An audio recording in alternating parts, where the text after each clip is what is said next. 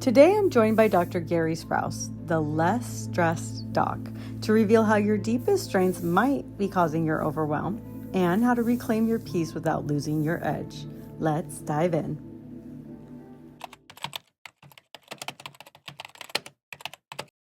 The majority of human stresses are really side effects to our skills to live in all three tenses of their life, past, present, and future, and be happy in all three. And the key is just understanding that the reasons that we don't like being in the future and the past is because of the side effects. It's the worry, it's the guilt, it's the regret. Fifth problem, which is you're overwhelmed. I don't care which one of the five it is. We just get rid of one and you'll be back down to three because the overwhelm will go away.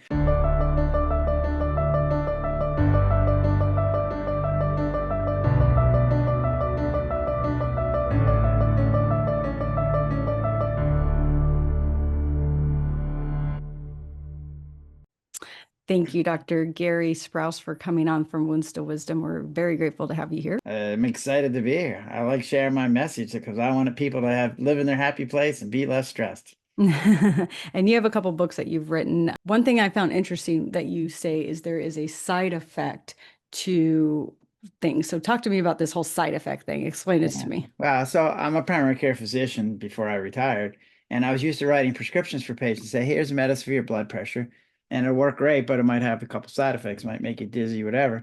But we're going to minimize the side effects and maximize the benefit of the medicine. Well, when I turned that on to our brain, I was like, wait. The majority of human stresses are really side effects to our skills. So as humans, we have this ability to envision the future, which is phenomenal, right? We can look a week ahead, a year ahead.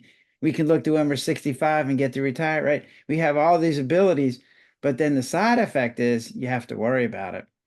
So I was telling you that my 1-year-old grandson, he doesn't worry because he doesn't have the skill of envisioning the future. So he doesn't sit at his breakfast table eating his banana going, hey, mom, dad, how are we going to pay for college? Because he doesn't have that skill. It doesn't come up. So he does what psychologists are telling us to do, which is live for today. That's what he does. But what you find is that's a really cool skill that we have. And to give it up just because it has a side effect doesn't make sense. Right. So what the book was about was how to keep the skill and lose the side effect. So here's the thing about when you say that. So love that your grandson obviously is in the present moment. I know that there's a lot of teachers that say that we should be doing this. And also we don't really live in a world that would allow us, and I know that that's one skill that we're talking about. We'll go into other things, but we don't really live in a world that would allow us not to prepare for the future, right? Yeah. That is correct. That's exactly. It's literally impossible to be a human being and not have the future because we spend way too much time in the future. Oh, sorry. No, I was gonna say that's one thing that drives me insane about people like Eckhart Tolle and those people because they talk simply about being in the present moment, which I agree that we should be in at times when we as much as we can, but they don't take into consideration the survival mechanisms of the brain and how that functions so that we have to be able to plan for the future as well. Absolutely. One of the things that I talk about is I want people to be able to live in all three tenses of their life, past, present, and future, and be happy in all three. And the key is just understanding that the reasons that we don't like being in the future and the past is because of the side effects. It's the worry, it's the guilt, it's the regret. There's ways to have less of that. And that's what my book's about. So give us some ideas of how can we have less. I can understand about having less guilt about the past because that, I mean, you go through the process of understanding you made the best choices that you could make and and all that stuff. How do we not have the worry about the future? Here's the first question that I ask people. So I've had patients come to me and say, Dr. Sprouse, I worry that I worry too much. I'm like, well, then you probably do, right? I know this, yeah. And so what I said to that person, I was like, well, tell me what worry is. But when she started trying to define it, it got sticky. It was not so easy to define. Most people sort of struggle with trying to define it in concrete terms. Even if you have some kind of usable definition, it's not a fixable definition. So I had to come up with a definition that you could do something about. So the definition that I use is, okay, we're using this human skill that's amazing that allows us to envision the future. Yay. Okay. Second is then we focus on all the bad things that can happen. One of the books that I had read calls it what ifing. So it's like, well, what if this happens? And then the key to worry is that then based on that what if, you're now having a physiological reaction. You're having a fear response. And it can be from a mild anxiety all the way up to a full panic attack. But the key is that it's only to a thought. It's a concept. It's not a reality. So that makes it difficult for humans. So I look at my dog, and when a big dog runs into the neighborhood, into our yard, she smells it or hears it, and she's like, "Rrr," and she's all jazzed up and ready to fight. But as soon as that dog leaves her senses, she goes back to being a rug. But I can go, oh, what if I was outside? What if I had my 1-year-old grandson with me? Right? So I can, what if? And there's nothing to make that stop. For my dog, the fear reaction goes away when this sensory system changes. For me, I can just think of big dog in my yard and right? And so there's nothing to make that stop. So we have to find ways to worry. So what I tell people is, I don't want you to stop worrying completely, but I do want you to worry efficiently. So there's 2 tools that I talk about that are the easy ones. There's other tools, but those are the 2 main ones that I talk about. So humans also have the ability to have choice. So we have a tendency, there's actually a built-in tendency to look for the negative things. It's one of the ways we can stay safe. Right. So if I had 10 people in this room that were trying to give me $100, but there was one guy in the corner with a machine gun, I'm going to pay attention to the guy with a machine gun, because if I don't pick him up, the $1,000 that I get isn't going to do me any good. So there's a tendency to look for negative stuff, but we have a choice. So we don't have to focus on the negative things. We can focus on the positive things. So I was just doing a talk yesterday for some high schoolers, and I was like, don't focus on, I'm going to fail the test. Focus on, I'm going to pass the test, right? Because that makes you feel better. Because when you focus on, I'm going to fail the test, it sets off a fear reaction, which makes you actually not be able to think as much. When a lot of people have test taking anxiety, it's because they're focused on failing, and there's literally their fear gets turned on. And I was reading this in one book, and it said, when our fear system gets turned on, it literally shuts off our thinking part of our brain. Right. And you need that to take a test, right? So if you focus on passing the test, you're going to feel much more relaxed, a lot less fear, and you're going to be more confident, and you'll do better on the test. But here's the key. You have to be realistic. You can't just go into the test and go, oh, I'm just going to pass the test. And like, I just am, right? I'm really smart. No, you have to prepare and get ready. So that's the realism part. So as an author, I chose not to focus on, hey, I might not be a successful author. I chose, I'm going to be a successful author. But I realized that most authors don't make a living out of their books. So I had to keep being a doctor until I retired. And then I could focus all my energy on that book. And that's what I've been doing. And so realistic optimism becomes a way to have fun in your life and then look forward to things. But the realism part leads to the second tool that I talk about, and that's called a worry organizer. The first thing I find is that by writing something down, it already makes it better. It makes you focus on what you're writing, but it also frees up your mind, because what most people are doing is half their brain is trying to remember what they're supposed to worry about. So if it's written down, then all of your brain can be used to solve the issues in front of you, right? And by writing it down, it becomes permanent. So I don't have to go over and over and over and over again. If I don't have anything new to add to that, we're just going to leave it go. I do that. So the I have work, the notes app open all the time on my phone. I just write stuff down. The funny thing is I don't even look at it most of the time. yeah, well, that's okay. But as long as it's there, you're not worried about it, right? You don't go, oh, I forgot. Right? So I know that you co-wrote, did an anthropology with Jack Canfield, which a lot of the stuff that he teaches in his books sound very similar to yours, except for he does teach that instead of writing down the stuff that's in your head, you write down the things that you want, almost like a manifestation tool. Yeah. How do you differ in the approaches that you have to somebody like him who has all of these books out there and has been teaching this kind of stuff? Yeah, well, he actually read my book, Highway to Your Happy Place, A Roadmap to Less Stress.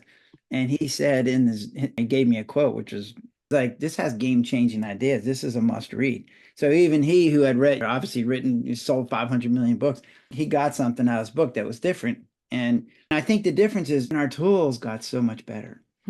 So what I think my book, how it differs from every other book that's out there, is it says, hey, the cause of our stress is these side effects. So we need to know what the skills are, what the side effects are, and then the tools that we fashion will fix the problem way more efficiently. Because most books that are out there on how to handle stress say things like, here's the top 100 stresses: losing your spouse, losing your job, right? Getting a medical illness. But then their prescriptions are generic. They go, okay, well, do yoga or go to church or pray or whatever. And it's like, it's not that they don't work. It's that they're very generic. It's like telling a diabetic, we'll eat less sugar. But if I, with the things that I'm talking about, they're way more specific and I think are way more efficient. So Dr. Jack Canfield talks more about how to have success. Right. I'm coming from a different angle. I'm going, you can be successful, but you have to have less stress to get there because Mm. there's a lot of stress in life. And I think, unfortunately, in a lot of ways, it's getting worse. Right. It's getting significantly worse, in my opinion. And that stress, because it is in our minds all of the times and stuff, is holding us back from doing the things that we could be doing. Is that the Yeah. thought? Yeah. Yes. Wow. So one of the things that I think has made our stresses worse is social media. Yeah. In that, okay, so social media is this amazing tool that we have, right? It's incredible. It has incredible power, but again, it has side effects. Yeah. It has this incredible power to galvanize people, to organize people, to get ideas out there. But what's one of the side effects is it also gives us these never-ending pictures of bad things that can happen. Mm-hmm. So it used to be that I had to think up something bad to worry about it. But now anybody in the world can think up something and then show it on my phone or on my TV. And Right. I'm like, oh my God, I didn't even think about that. Then what happens is we have more and more and more information that we can then use in our negative outcomes and then focus on that. And that's what gets us into trouble. And so social media is still in its infancy. And I think somewhere along the line, we're going to figure out how to balance the benefits of social media and reduce some of the side effects of it. Well, one of the ways we can do it now is just limit how much time you spend on social media. Yeah. So, like my stepdad, he watches news 24/7. I'm like, stop it. Yeah. It does stuff to you. Like, that's not good, right? You're watching people burn up and planes crash and governments fall and wars and like it does stuff to you. I came up with this term the other day and I call it stress blindness. See this with the cat lady who has 50 cats who can't smell how bad the smell house smells, right? Because she's Right. gotten so used to it, we call it nose blindness, right? What I realize is people have stress blindness. They don't realize how stressed that they are because it just became part of their background. Right. So one of the things that I learned when I was in school, I was driving to Washington, D.C. That's where I went to school. And on a night, it would take me 15 minutes to get there. In the daytime with traffic, it would take an hour. And if there was rain or an accident, it took 2 hours. And I didn't realize how physiologically stressed out that made people, including Mm-hmm. me, right? Until I moved and now I live on in a more rural area. So when I drive back into the city and I end up in a little bit of traffic, I'm like, oh, right. I don't like it, right? But I didn't even realize, I'm sure my body was doing that. I just didn't even realize because it was just part of the background. We're so used to it that we don't even see it. And I think TV does that. When it's running 24/7, we don't even realize that seeing somebody get blown up on TV actually affects us inside. Yeah, and I feel like the children nowadays, because there's so much like violence in video games, TV, there's a lot more sexual, stuff on TV, and they become, this is normalized to them. Yeah. And so, like if you watch movies, they're just like, I don't know, I remember the days where there was like, they didn't show the outcome of like a gunshot like they do now, right? Like an outcome of a gunshot now, like there's brains all over the place. Like half the time I can't watch it because I'm like, this is disgusting. But they're used to seeing this younger generation and it's getting worse and worse. So they're becoming desensitized to these types of things, which normally they're, like you said, they're in the background. The mind's going like, what can I do? Now I'm in trouble, but stressing out the mind in the background, but they don't realize that what's going on.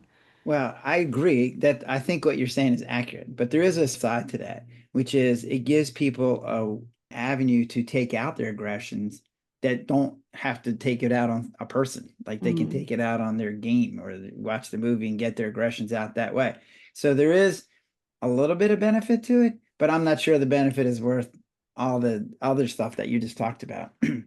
I have a question on that then, because like I have an 11-year-old son. And for the longest time, I was opposed to him playing any game that had violence in it, right? He was allowed to play Mhm. like, Minecraft, but couldn't use guns and these kinds of things. And then you have these kids now, they're playing, games that have shooting and all of these different things. And I would get such a hard time from his friends' parents saying that, I'm isolating him too much. All of these kids play all of these games. And then they would tell him the same thing. And so he's coming home saying, my friends are all playing this, and I'm like the bad mom and all of these things. And so, what is your take on, with all of your knowledge about this, they're like, okay, they can play, but maybe they can play an hour a week. I mean, what's your take on that? Just Right. curiosity. So do you have daughters? I have a daughter too, yeah. Okay. Does she do the same thing? No, she's No. not interested in Okay. that at all. So I had some friends that had two sons, right? And they made the kind of decision you made. This was before video games. Hmm. So they were like, you can't have any toy guns, you can't have this, you can't that. And then they woke up one day and their kids were shooting each other with a chair leg. And Yes, you're like, they'll find any way. yeah, exactly, right. Yeah. So they're going to find a way to get out that aggression. There was a book that I'd read is that humans play is for us to learn our skills as to be adults. I think that play is their way of learning the skills that it's going to take to be an adult in a world that doesn't exist anymore, right? I mean, we're not, tribes anymore, but it's like, but it's the same idea and it's that skill set. So I would say to you, don't, I mean, what's happening is your kids are getting ostracized because they're Right, not playing a game with everybody else.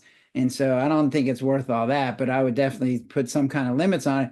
right. Two reasons. One, because you don't need all that violence, but two, so many kids have, and we use the word addiction, but I have a whole different term for that. I call it stress reducer loop. But the idea is that they're playing too much so Right. that it's like causing troubles in their life. They're not studying, they're not sleeping, they're not Yeah. eating right because they're so busy playing a game. So limiting how much time they have, using it as a reward, yeah, that might be a better way to go. Yeah, like that game in and of itself, we limit to an hour a week. And then he's limited on the other stuff, but that in particular game, so at least he gets to play it, right? Yep. And so, I mean, I know that that's kind of outside of the conversation stuff, but I think that these are real world things that people Yeah, going absolutely. through, and your amount of information and knowledge that you have is important for us to, kind of to ask these things. Yeah, well, I think by giving them a limit, because if you just say no, you can't do it, he's going to find a way to do it. Right. He's like, you can go to a friend's house or Right. something. Then because then he ends up he's going to lie to you or he's going Yeah. to do something else that you really don't want. So rather than saying you can't do it, I'd still just put limits on it. Yeah. That's what I would say. So What other real world like situations that like, obviously stress is a real world thing, but the day-to-day things that we encounter in our life that you feel like your thought process method and all of that that you talk about would be applicable towards that would be like a daily thing that we all go through. wow. So one of the things that I see is a lot of the patients that would come to me, they were coming for high blood pressure and diabetes, but really what was coming happening was they were feeling overwhelmed. Hmm. They were feeling like they had too much stuff going on and they didn't know how to cope with it. And what I see is when people are overwhelmed, like you have one or two or three problems, but then that fourth one comes along and you go from, okay, I can handle this to, oh my God, what am I going to do? Right. Right. And so when they feel overwhelmed, all kinds of things happen. As a medical doctor, we got trained that when people come to you and they go, hey, I can't sleep, or I sleep too much, or I can't eat, or I eat too much, and I just don't feel like living in life. And we would call that and label it depression. And then we were taught, okay, depression is a chemical imbalance in your brain. So the way to fix that is to give you another chemical to fix that balance, and then you'll be better. Right. And what I found in my practice was two things. One, I'd give people the medicine and they wouldn't get that much. They'd get a little better, but not a lot better, right? So what I found was when I found my patients and they're depressed, what I said, no, no, no, no. You're not depressed. You're overwhelmed. You just have too much stuff going on. And what I show them is this curve where I said three problems, you're okay. The fourth problem, whoop, now you're in trouble. Yeah. And then the fourth problem creates a fifth problem, which is you're overwhelmed. So what I say to them is it's not as bad as you think because it seems when you're overwhelmed, you're like, there's no answer. I don't know what I'm supposed to do. How am I going to fix this? What I show them is like, hey, you know what? We only need to get rid of one problem. I Mm. don't care which one of the five it is. We just get rid of one and you'll be back down to three because the overwhelm will go away and you'll be back to feeling in control. So it's not that bad. It's not a lifelong chemical imbalance that you have to take a medicine forever. We just have to get one of these problems. And I give them tools on how to do that. So by what I find is when people get overwhelmed, they so overwhelmed, they don't even know what to do. A lot of people just tend to withdraw. People have this tendency, and I'm not sure why we do this, but we lump. And we go, oh, I got this problem and this problem. Oh, yeah, and I forgot. Yeah, let me throw that one on top. And then I got this little thing through. And they get this big mass of crap. And they're like, that gets overwhelming. And they're like, what do I do? Ah, right, because I got this big mass. So my answer to lumping is compartmentalization. So the more separate we keep these individual problems, then the less overwhelming they become. So what Mm. I give them is this visual of shoe boxes. So if I walked into my bedroom and there was 100 shoe boxes and the bottom was here and the top was there and the left shoe was there and the right was there and there's 100, right? You're talking, going, oh my God, what am I supposed to do with this, right? But if I walk into that room and the box is there and the shoes are inside, the lid's on, and they're all stacked up in the closet, it's the same amount of shoe boxes. But when I walk in, I'm not overwhelmed now. Right. And if I take one shoe box down, look at it and fiddle with it, put it back up, take another, yeah, that's not so overwhelming. Still a lot of problems, but it's not overwhelming. So when I hear people lumping, I go, shoebox, right? And that triggers them to go, oh yeah, keep them separate. Like when you say that, what comes to my mind is like laundry. Okay. We wash all this laundry. Nobody likes to fold it. So you just like Hmm. pile it, pile it, pile it. And then you look at it and you're like, oh my gosh. And then it's like an eyesore, right? And so Yeah. you're just like avoiding it. I'm going to go on social media. I'm going to go and do this. I'm just Yeah. going to ignore this Yeah. laundry like it's going to Yes, go there away. you go. But what we figured out is like if we take the laundry out and then we put it into piles, like on whose is what, then it's not as hard because it's like, okay, Yeah. that's the son, that's the Yes. daughters, that's the husbands, that's the wives, and those are the towels. So now you take care of your stuff over here, you take care of your stuff over here, and then that big pile of laundry actually isn't as bad because you've separated it out, right? Yeah. Am I allowed to use yours now? Maybe I have to Yes, change please and have do. my Yeah. laundry Yeah. analogy instead of a shoebox. I don't know. Yes, I love that, right? Because even with like the shoebox thing, like you could go like, okay, well, if I have 100 shoes I got to put away, that's going to be a lot. So I'm going to put the blues in one pile, the reds in one pile, the greens in this pile, right? And so I'll do it that way, but you got to break it down like you said. Yeah, there you Yeah, go. I love that. Absolutely. Yeah. Yeah. So Visualizations, I think, help people. yes, I learned that from somebody who was like, we can learn concepts, but we're much better when we have something that we can visualize. And the overwhelm is so true. I do think that that's why social media has gotten so out of control because we are using it to numb because we're trying to avoid the stuff that is, like the fourth thing that you were talking about, the fourth problem. We're trying to avoid it. The one thing that when you were saying you write a list, my mind immediately goes to a list of stuff to do. I don't need a list of stuff to do, right? Really? So that like as soon as you say list, I'm like, do you know how much I have on my list? Like my list can feel like pages of just shit to do, right? So it's like when you say a list, it triggers something in my mind of like, But I that's don't because want you're to not write using the another list list. right. That's So it. You I'm not check your using the list list right. off. Huh? You check your list off. I cross them off as I do them, yes. Okay, but so when you making a list, first off, then you don't have to remember stuff, right? Yeah. So that makes it easier because now you have more brain power because you don't worry about, oh, I forgot to do something because it's written down, number Yeah. one. Number two, when you cross it off, what? That's 5 points of pleasure right there. Cross it off. I was talking to my friend about this, and she's a college professor. And I said something about lists. She goes, oh my God, I love lists. And I'm like, what? So she makes a list of everything. And she goes, I'll cross it off. And she goes, I'll go back 5 days. Cause you say, I'm going to call this person and you call them Right. and they don't answer. So it's still on the list, right? She goes, no, I'll go back 5 days and cross it off when I finally talk. She goes, oh, I get so much pleasure out of that. It's great, Yeah. right? So you I do just got to agree use with the that. list in the right way. That's all right. And I think like it's kind of funny to go down this path, but like so I like to cross it off. That's a big thing. And I will go back and cross off my list too. The problem is I have like a list here. I have lists in here. I have like lists Yeah. everywhere, right? Yeah. So I think you do have to combine them into one type of thing. So they're just not like I have lists everywhere, which shape or form I go. Well, so I don't know about you, but I mean, I see you using books. I use my phone because my phone's with me all the time. It's like Yeah. attached to my underwear. In that list, there's like, and I've actually found like I'll write a list out one day because like in a way my mind works, it's like I'll be sleeping and wake up and go, oh yeah, and then I'll add it to the list because if I don't add it to the list, like by the morning, I'll have forgotten what it was that I was supposed to read, right? And so by having a list, then I can go back and go, yeah, I did that, right? Cross things off, add things on. So I was just at a Rotary meeting yesterday and I added 3 things to the list, but it's all in one place. So I don't have it like 5 different places and it's all on my phone. So it's right there, but it's under like an app and I don't have to look at it every single day. I mean, because it also makes me wonder if you're looking at that list and feeling like a little overwhelmed Yeah, and, duh. and a little yeah, guilty that you're not getting the stuff done. So Well, yeah, do what you do with your laundry. Just take one thing and get it done, right? I think the list will actually help you. You just need to put them all in one place, scratch them off, get the pleasure from that, not get overwhelmed by the list because even though you might have a lot of things to do, prioritize your list, put different colors on them. So these are things that need to be done now. These are things that can be done, whatever. So on my list is write the second book, right? It's Hmm. called Being Called Highway to Your Happy Place, Mile Marker 2, right? That's on my list.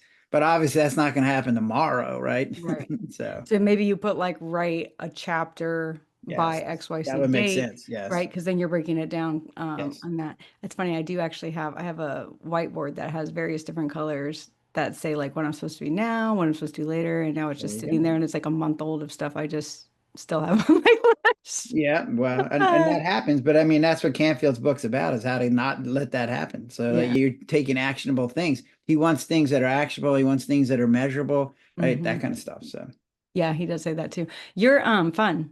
I don't know if you hear that a lot, but you're fun. I we haven't enjoy even gotten to the happy place yet. Okay, well tell us the happy place. I was talking to my patients, they're like, I go, hey, I'm writing this book on how to have less stress.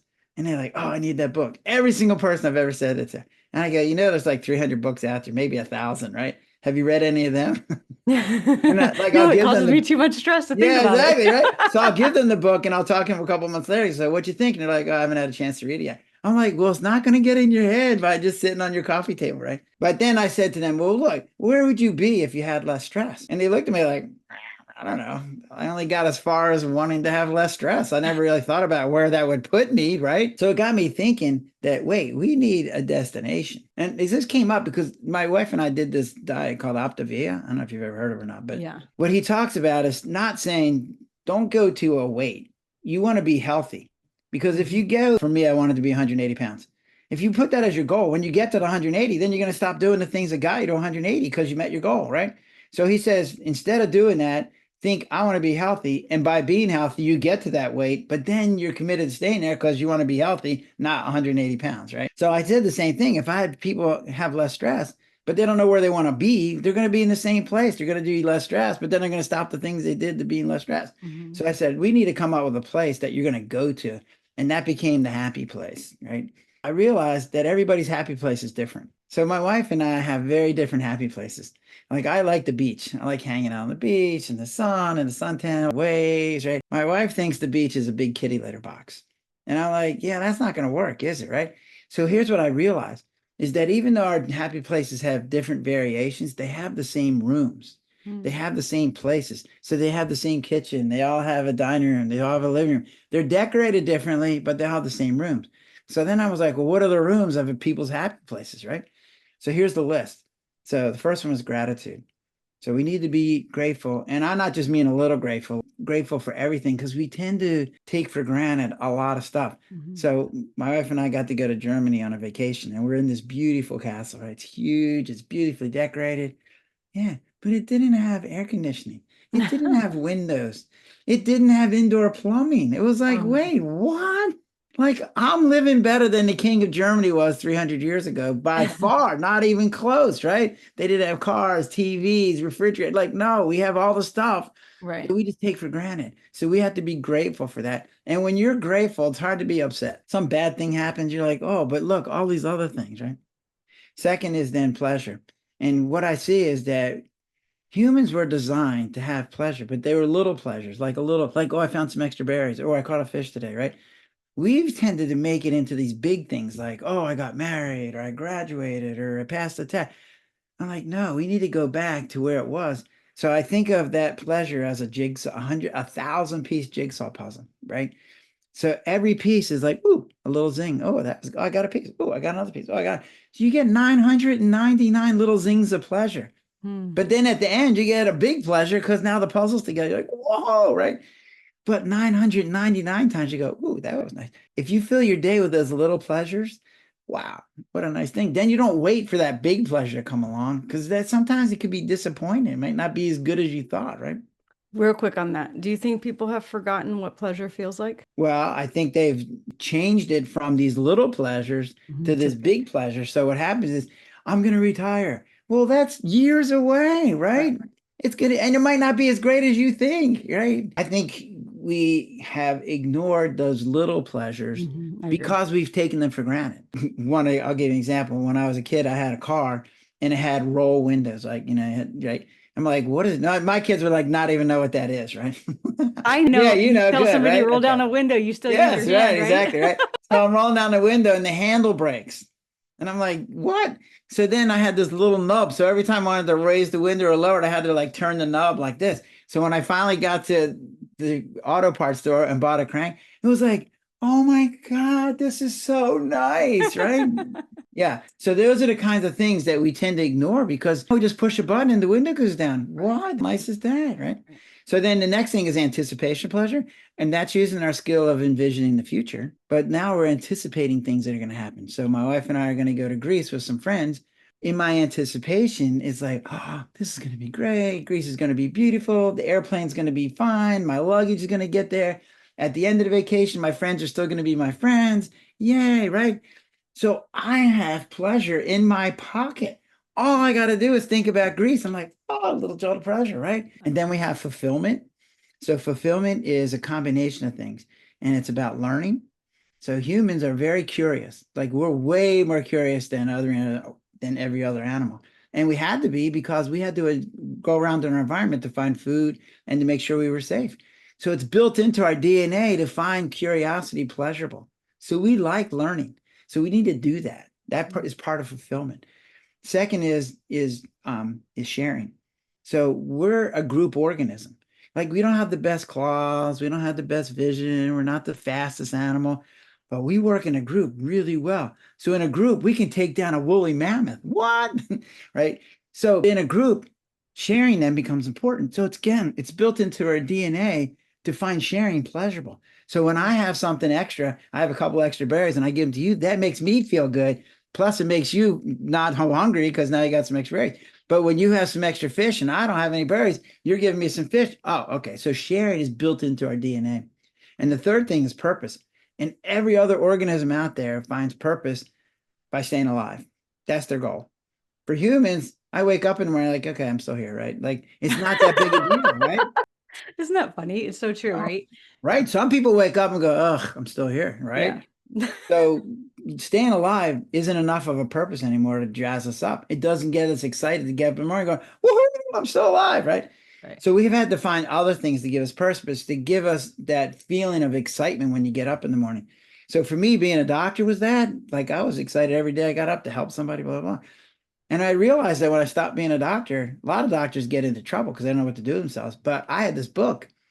So it turns out I'm doing the same thing. I'm helping people, but instead of with a stethoscope and a prescription pad, I'm using a book, but I'm doing the same thing. So I still get jazzed up. I get to be on Barbarian's her podcast. Yes, right. I know you woke up this morning, you're like, this is the best I thing that did. ever happened to It me. was on my calendar. I was like, yes, all right. My wife, she struggled, right? So she did the billing in my office. She hated it. So I would say, honey, you don't need to do this. We can hire somebody to do what you're doing. And her answer, yeah, well, I'm not doing a good job. Oh And I'm no. like, yeah, You you stepped in got, it, huh? there was no one in that one, right? Anyway, so when I retired, she finally got to stop doing the billing. But here's her problem. So now she gets up and we're like, what do I do with myself? And she's That's really so struggling true. because she doesn't know what to do with herself now, even though she hated the billing, gave her something to do. Now, oh, it's been a year, and so she's had time now. She's a beekeeper and she's working at a charity. And we found a church where they play cards on Monday night, and she's got in a book club. So you can start seeing the pieces coming. So she's like, oh, today's book club. All right. And so she's reading a book. So she's getting there. There is a thing called ikigai. So ikigai is a Japanese term. And what it says is fill out these 4 circles. And it's like, what am I good at? What do I like to do? What can I make money at? And what will help my community? And when you fill out the blocks where they intersect, that's your ikigai. That's Mm. your purpose. And you're like, so for me, it was easy, right? My purpose was real easy, helping people, writing this book, going out there, being on podcasts, right? Doing talks. Yeah, that became real easy for me. And she's now starting to figure it out, right? Don't you feel like people are so overwhelmed don't even have like they're just surviving, right? So their work is not their purpose because their work has to pay the bills. Their children are not their purpose because at this point they're a liability and a burden because they cost them much money and they're just trying to pay their bills. Like that people just and I know that this is a tool like to teach people to have a purpose, but I find like in general, most people are just so overwhelmed that they can't even find these things. You are correct. When people are overwhelmed, they tend to shut down and they can't do the things that I'm talking about. But one of the reasons they get overwhelmed is because they haven't done. So when I'm talking to my stepson in Atlanta with his 120 animals, he's clearly overwhelmed. And I say to him, so what's your goal? He doesn't know. Yeah. Like, where do you want to be? What's your purpose? He doesn't know. So he's gone from job to job, and he's been doing, and this is where I find people get into trouble. You mentioned kids. We tend to focus on the negative part of our kids. Oh, they Yeah. cost money, they're pains in the butt, police them. And like, You no, have to but be there's a good nice. part of our kids too, right? I mean, they're really nice, right? Like, there's a reason we have kids. They're cool, right? Yeah. So one of the things that I find is when people are focused on, like I said to my stepson, he was working as a bartender and he was upset, he was miserable. And I'm like, dude, go to work, change. That's where the book Mindset Matter comes in, Yeah. right? Change your mindset. I said, go to work, think of all the good things that are going to happen when you go to work and how much fun it's going to be, and you're going to meet somebody new, blah, blah, right? He came back that night and he was miserable. I'm like, what happened? He goes, I didn't do a single thing you said. And I was miserable and I got no tips because people figured out I was miserable. And I'm like, yeah, see? So mindset really matters. Like, instead of focusing on the negative things that are going on with his work or with your kids or with whatever your work or whatever, focus on the part that's good. And that makes you feel good right now, which then makes it easier to get up in the morning and do stuff. And that goes back to your other steps, gratitude, having that whole pocket thing you talked about. Like they all work together. That is exactly right. So the last room is what I call cash. And I was talking to these high schools like, no, I'm not giving you cash. It's Dang it. I was kind of acronym, hoping right? for a Zell. Yeah, I know, right? Get yourselves out, right? Anyway, so CASH is an acronym and it stands for being connected and feeling in control because we like that, right? We like being connected. And then the A is for accepted and being appreciated. And that's where parents get into trouble. Is a lot of times they don't feel appreciated. Like, Right. they're putting out all this effort for their kids and they don't appreciate it. Like, my kids would say, Dad, what have you ever done for me? And I'm like, are you kidding Are me? you breathing right now? Yes, exactly. Like, before you were born, I was doing stuff for you, right? Yeah, yeah. So what we do in our head is like, well, I know they appreciate it, but and what I tell people is appreciation was the original currency. Think about this. Before we had money and wampum and whatever else we used, right? Appreciation was the currency. So if you did something nice for me, I said, thank you so much. That was nice. And that makes people feel good. Yeah. It makes you feel good for saying it, makes them really feel good. If you say it genuinely, man, that it's worth more than money can be, right? And it's like, it's free. It doesn't cost anything. You can just do it whenever, right? How nice is that, right? Then the S is for feeling safe because we all want to feel safe. And the other S is for spiritual, right? And I had to add that in there because I realized there's a book I'd read that said our brain really has four parts. There's a thinking part and an emotional part, a daredevil part, and there's the spiritual part. It's like we feel connected with the universe, right? Mm-hmm. And I think that religions tap into that part of our brain because that part of our brain gets overrun by the thinking part and by the emotional part and by the daredevil part. So when it gets tapped into, it's a really nice feeling. And some of the drugs that we take, some of the psilocybins and things like that, stimulate that part of our brain, which is why they become so powerful, but also so wanted, right? Because Right. that is such a great feeling. And then the last one is humor and hope. And humor I had to add because I hadn't really thought about humor, but humor, like we've been doing this today, right? Like we're taking these situations, like I'm sure you're having struggles with your son and his gaming, and it's like, but we talked about it humorously, so then it wasn't as bad, right? Right. Right. And Right. so I we love that. take these mundane things in our life and turn them into humor, and then it's like, oh, it's not that bad, right? And then hope is critical. And what I find with my patients is patients always will come in and go, my life sucks. And you're like, okay, what's going to happen? They're like, oh, well, it might get better if I do this or I do that, or when I retire, or when my kids grow up and go away, or whatever, right? So they have hope because they're using the future to go, well, it sucks now, but it's going to get better. When people lose their hope, that's dangerous, literally dangerous. That's Yeah, when that's the people start thinking suicide. about committing Yeah. suicide, right? They Yeah. go, like, my life sucks and it's never going to get better. And you're like, whoa, oh, that's bad. Because if it's never going to get better, then what's the point, right? Mm-hmm. I have a patient that I saw, she was like 17, 18 years old, right? I'm walking into the room to see her because I got assigned her case. And the psychiatrist walking out because he's already seen her. And he's like, yeah, don't waste your time on her. There's nothing you're going to do to fix her. And I'm like, whoa, from a That's like psychiatrist. aggressive, right? Yeah, Yeah. exactly. Right. I was like, man, how bad is this lady? Right. So I go, what's up? She goes, my life sucks and it's never going to get better. And I go, well, what makes your life suck? She goes, well, I got a shitty boyfriend and my dad is a pain in the butt and I work, but I have to give all my money to my mom and she uses to buy drugs. And I'm like, Geez. wait, okay, that sounds pretty bad, right? Well, let's back up a second. I go, let me get this straight. So you've worked for 2 years and you've given all your money to your mom. So you've basically worked for free for 2 years. She's like, well, yeah. And I go, you know how amazing that is? Like, what are you going to do when you actually make money for yourself? How freaking nice is that going to be, right? And I go, so you have this boyfriend? And he go, yeah, he's a pain in the butt. And I go, well, do you have sex with him? She goes, well, yeah. I go, well, do you like it? She goes, well, yeah. I'm like, well, there you are. So you're having sex and it's great, right? And I go, so you're living with your dad and he's a pain in the butt. And like, yeah. And I go, but you're living in a house, right? She goes, well, yeah, because I had to live on the street for a while and that was way worse. And I'm like, so your life doesn't suck that bad.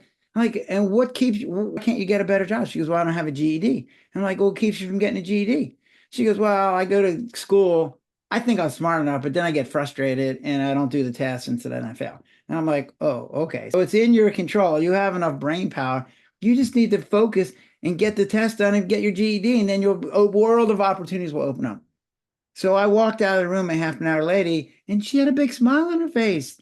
She was like, let me out. I'm ready to go. I'm like, the psychiatrist is ready to write her off. I'm like, all it took was changing her mindset, her viewpoint, and going, my life doesn't suck as bad as I thought. And I got things I can do to make it better. Sadly, the psychiatrist might have given her depression medications because she Absolutely. suffered I'm with sure he depression, did. I right? have no doubt that he would have given her depression medicine. Yeah. Whereas you're giving life tools that actually last.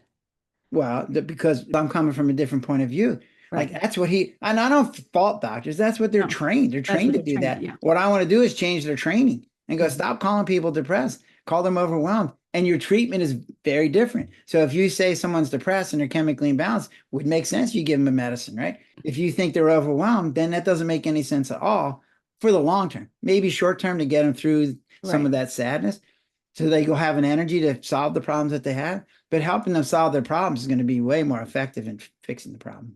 I love that. If people want to take all of your wisdom, which I really thoroughly enjoyed everything that you shared, how can they find you? Right. So I have a website, thelessstressdoc.com. And on that website, there's stuff about me, but there's also a chapter. They can download the chapter on worry. So if they don't have enough money to buy the book, just download the chapter and you read that. What I tell people is you have an opportunity to buy the book. It's on Amazon, it's on Barnes and Noble. It came out an audiobook a couple months ago. I just got a check on my audiobook. I'm like, what? Like people are buying the audiobook, which is what I've learned is that's why I did the audiobook. People like hearing the book. They're using it in their car when they're Yep. driving. I was like, yes, that was exciting, right? Did you And do your own audio? Did you, or did yes, I you have, did, right? good, because your voice, like it would be enthusiastic, right? Like, so It you, was like that, yeah, yeah. exactly. So I love they that. apparently when the guy sent it back to him, he modulated a little bit, so it took a little bit of the enthusiasm out, but whatever. You're like, don't take away the Yeah, I know, fun. exactly. Yeah. I don't want to sound like an AI robot, right? Thank you. Well, thank you for having me on here. The last message I give to patients is, or people, sorry. My wife says I have to call them clients now. I was Oh, like, whatever. yeah, do not resign yourself to being stressed out. Like Mm, there's answers, there's ways out of that. You don't have to live your life that way, but you do have to do something to get there. yeah, definitely. You can't just sit there and ignore the world. Yes. Yes, love it. Appreciate you. Thanks so Grateful for much. our time. Cool. And thank you.